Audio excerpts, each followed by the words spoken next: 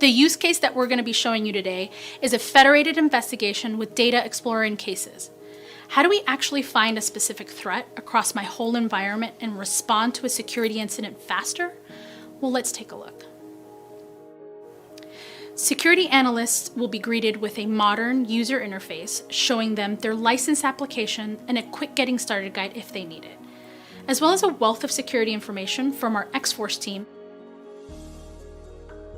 Step 1 is to actually connect data sources. We made it a very big mission of ours to ensure that connecting your source to our Cloud Pack was simple. All someone has to do is go to the settings and follow simple instructions. It should realistically take you about 10 to 15 minutes. Today, we have Carbon Black, QRadar, Splunk, Elastic, AWS, and more.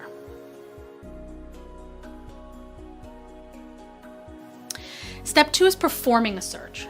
Remember, without the Cloud Pack, analysts had to log into their SIEM, EDR, data lake, etc., then perform a search, then manually stitch the results together.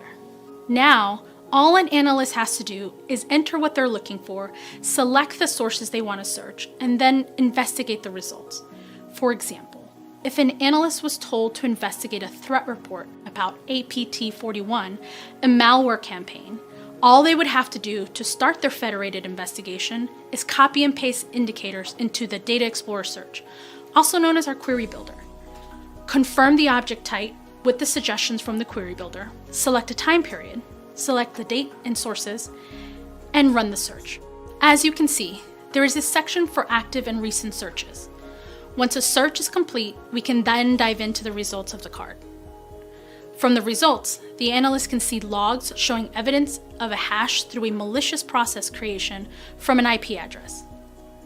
Let's dig in a little deeper by clicking on the IP address to receive asset information from our Connected Asset Risk Service. And we notice that this address belongs to Daniel Jones. I happen to know he's a manager. So we'll use this event to create a case. At this time, I don't want to add a description, but I'll add a name, compromise executive credentials, check the details, and add as an artifact.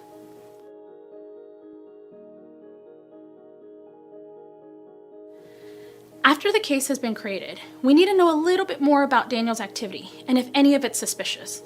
This is where we're really bringing in information that could be housed traditionally outside of a SIEM.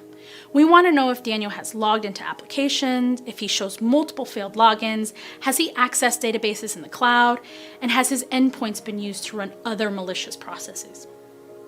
So we're going to run a search for Daniel's IP address and also his username. From here, an analyst can filter and see what data sources are returning results. Let's say we were interested in his AWS activity. Let's filter down to the source and then go to the event. We don't really see anything in the parsed results view, so we're going to view the payload and we find that Daniel has been exporting customer sensitive data. We can add that to the case.